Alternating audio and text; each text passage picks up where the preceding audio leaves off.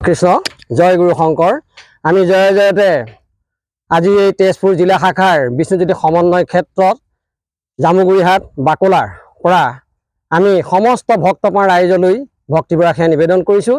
ইতিমধ্যে ৯৫ সংখ্যক শ্ৰীমন্ত শংকৰদেৱ সংঘৰ অধিৱেশন ভাগ ৬, ৭, ৮ ফেব্ৰুৱাৰীত হ'বলৈ গৈ আছে। গতিকে আমি সেই তাৰ উদ্দেশ্যে যিখিনি আমাৰ কাৰ্যসূচী কাম বন সেইখিনি খুব ক্ষিপ্ৰতা আগবাঢ়ি আছে। তাৰ ভিতৰতে আপোনালোকে দেখিছে আমাৰ নামঘৰ ভাগ আমি নামঘৰ সমিতিৰ আমি সদস্য আজি সভাপতি আৰু সম্পাদক বাব অহা নাই যদিও আমি সকলো ইয়াত আহি পেলাই আমি কামৰ ব্যস্ততা হৈ আছোঁ। ইতিমধ্যে সম্পূৰ্ণ নামঘৰ ভাগ হৈ গৈছেগৈ।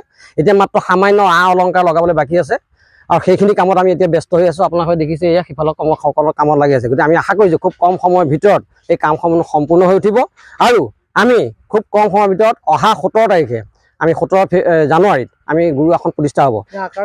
ইয়াৰ আকাৰ হ'ল আপোনাৰ মূল নামঘৰ ভাগৰ আকাৰ আপোনাৰ ৮০ ফুট লম্বা আৰু ৪০ ফুট বহল আৰু বাটচৌৰা আৰু মণিকোট মিলাই টোটেল ১৫০ ফুট।